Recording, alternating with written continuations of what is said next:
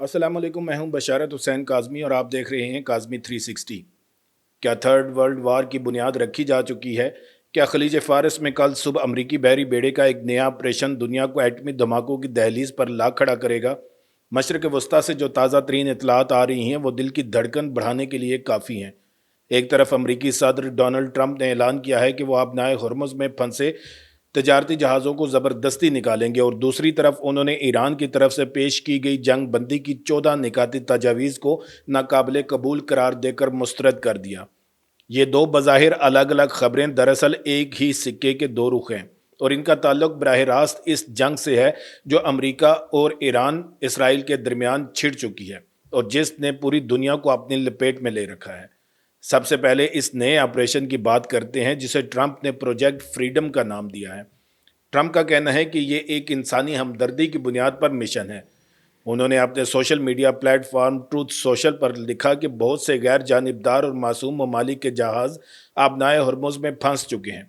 इनके पास खाने पीने का सामान ख़त्म हो रहा है और बड़े अमले की सेहत और सफाई का मसला संगीन होता जा रहा है। इसलिए इन ममालिक की दरख्वास्त पर अमरीका इन जहाज़ों को बाहिफाजत बाहर निकालने में मदद करेगा। लेकिन क्या ये वाकई महज एक इंसानी हमदर्दी का मिशन है? आइए ज़रा इस बयान की तह में जाएं।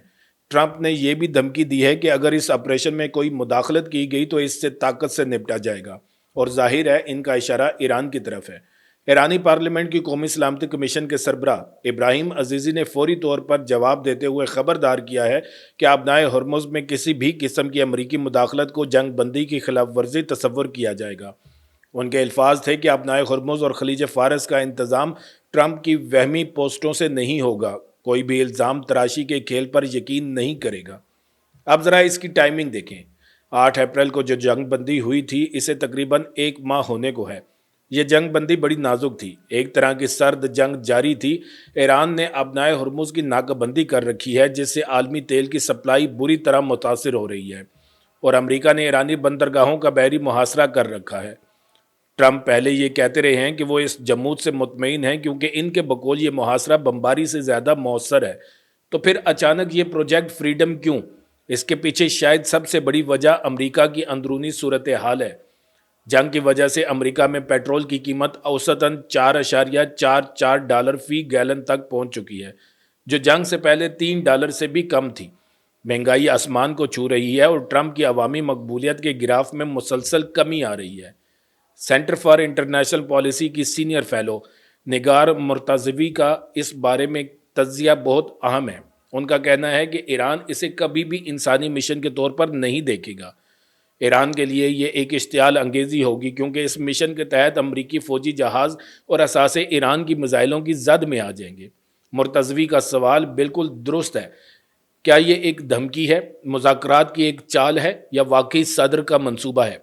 तेहरान को पहले ही शुबा था कि किसी न किसी शक्ल में कशीदगी में इजाफा ज़रूर होगा। यहीं से मामला ईरान की 14 निकाती तजावीज़ से जा मिलता है। ट्रंप ने इसराइली नशरियाती इदारे को दिए गए एक इंटरव्यू में वाज़े तौर पर कह दिया कि उन्होंने ईरान की तजावीज़ का मुतालिया कर लिया है और ये इनके लिए काबिल कबूल नहीं है। हालांकि इस मंसूबे की तफसीलात पूरी तरह सामने नहीं आई, लेकिन ईरानी हुकाम का कहना है कि इनकी तरजीह जंग का मुस्तकिल खात्मा और अपनी बंदरगाहों से नाकाबंदी का खात्मा है। इसके बाद ही वसी तर जौहरी मुआहदे के लिए मुज़ाकरात मुमकिन है।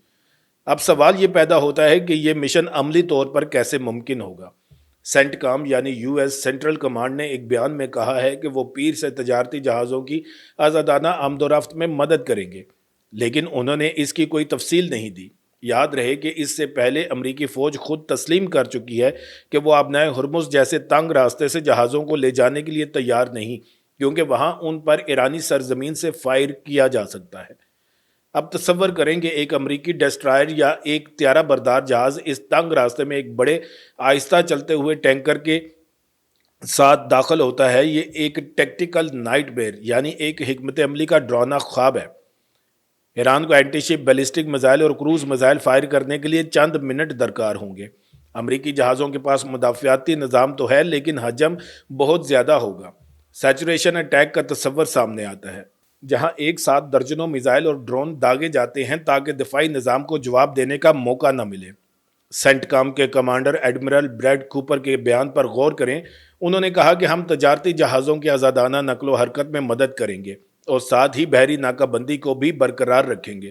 یہ ایک تضاد ہے، آپ ایک ہی وقت میں کسی کی مدد بھی کر رہے ہیں اور اس کا محاصرہ بھی کر رہے ہیں۔ اس کا مطلب ہے کہ امریکی بحری بیڑا دوہری ذمہ داری انجام دے گا جو اسے مزید کمزور بنائے گا۔ ایران کی پوزیشن بھی بالکل واضح ہے۔ پاسداران انقلاب نے کہا ہے کہ وہ کسی بھی مہم جوئی یا بے وقوفی کا مقابلہ کرنے کے لیے مکمل طور پر تیار ہیں۔ اس کا مطلب صرف فوجی تیاری نہیں بلکہ سفارتی محاذ پر بھی ایک حکمت عملی ہے۔ ایرانی وزیر خارجہ نے کہا کہ انہیں واشنگٹن سے اپنی 14 نکاتی تجویز کا باضابطہ جواب مل گیا ہے اور وہ اس کا مطالعہ کر رہے ہیں۔ ایرانی ذرائع کے مطابق اس کے 2 بنیادی نکات ہیں۔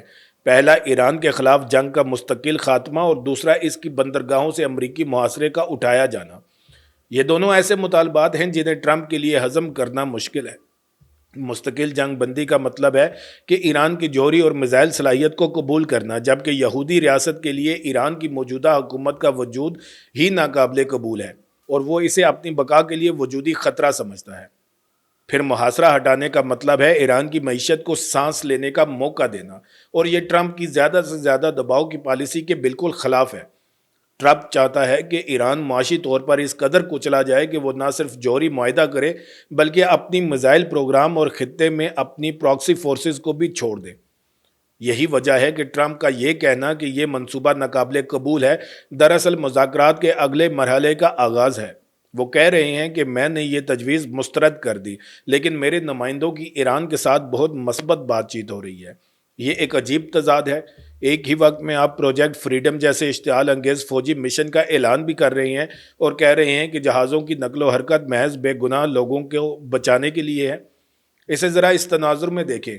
امریکہ کے اندر سیاسی دباؤ بہت بڑھ چکا ہے۔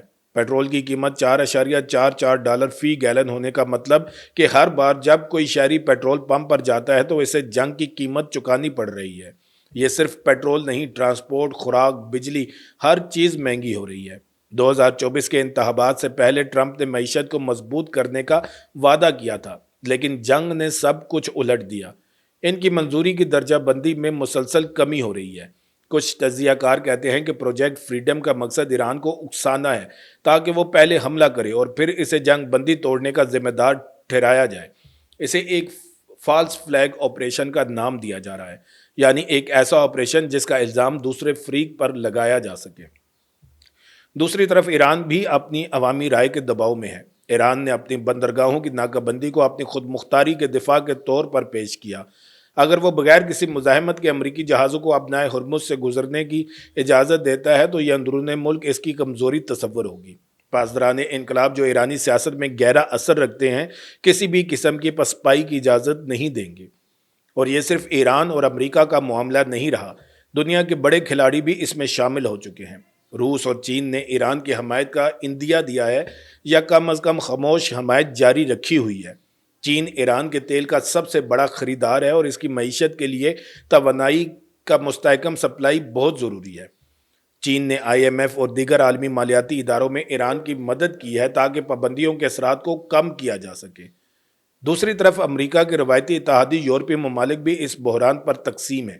وہ ایک طرف ایران کی جوہری صلاحیت کو محدود کرنا چاہتے ہیں لیکن دوسری طرف وسیع پیمانے پر جنگ بھی نہیں چاہتے کیونکہ اس کے معاشی اثرات ان کے لیے بھی تباہ کن ہوں گے اور پناہ گزینوں کا ایک نیا بحران پیدا ہو جائے گا۔ پاکستان کے تناظر میں اس صورتحال کا جائزہ لینا ہمارے لیے نہایت ضروری ہے۔ ہم ایک ایسے خطے میں رہتے ہیں جس کے ایک طرف ایران ہے اور دوسری طرف امریکہ کا قریبی اتحادی سعودی عرب۔ ہماری معیشت پہلے ہی درآمدی تیل پر انحصار کرتی ہے اور عالمی منڈی میں تیل کی قیمتوں میں کوئی بھی اضافے ہمارے لیے مہنگائی کا طوفان لاتا ہے۔ اگر آبنائے ہرمز میں جنگ چھڑتی ہے تو نہ صرف تیل کی قیمت $200 فی بیرل تک جا سکتی ہے بلکہ ہمیں سپلائی میں بھی شدید مشکلات کا سامنا ہوگا۔ تو اب ہم کہاں کھڑے ہیں؟ ہمارے سامنے آنے والے گھنٹے اور دن انتہائی نازک ہیں۔ 3 ممکنہ منظرنامے سامنے آ سکتے ہیں۔ پہلا منظرنامہ محدود آپریشن اور کشیدگی میں اضافہ۔ امریکی بحریہ ایک محدود پیمانے پر کچھ جہازوں کو لے کر نکلنے کی کوشش کرتی ہے۔ ایران جنگ بندی ٹوٹنے کے خوف سے براہ راست حملے کے بجائے وارننگ شاٹس فائر کرتا ہے، ڈرونز کو قریب لے جاتا ہے یا الیکٹرانک جنگ کے ذریعے نیویگیشن سسٹم کو جیم کرنے کی کوشش کرتا ہے۔ یہ ایک خطرناک بلی اور چوہے کا کھیل ہوگا۔ دوسرا منظرنامہ مکمل فوجی تصادم، سب سے بری صورتحال، غلطی سے بھی ایک میزائل چلتا ہے یا ایک جہاز ٹکراتا ہے، اس کے نتیجے میں فوری طور پر بڑے پیمانے پر فوجی کارروائی شروع ہو سکتی ہے۔ یہ جنگ صرف خلیج تک محدود نہیں رہے گی بلکہ عراق، شام، لبنان اور یمن تک پھیل جائے گی۔ اور تیسرا منظرنامہ آخری لمحات پر سفارتی پیش رفت، یہ سب سے زیادہ امید افزا مگر سب سے کم متوقع ہے۔ ہو سکتا ہے کہ ٹرمپ کا یہ اعلان محض ایران پر دباؤ ڈالنے کے لیے ایک حربہ ہو اور وہ اپنی 14 نکاتی تجاویز میں لچک دکھانے پر راضی ہو جائے، یا پھر کوئی تیسرا ملک جیسے چین، روس یا کوئی یورپی ثالث آخری لمحات پر کوئی ایسا فارمولہ نکال لائے جو دونوں کی عزت نفس کا تحفظ کر سکے۔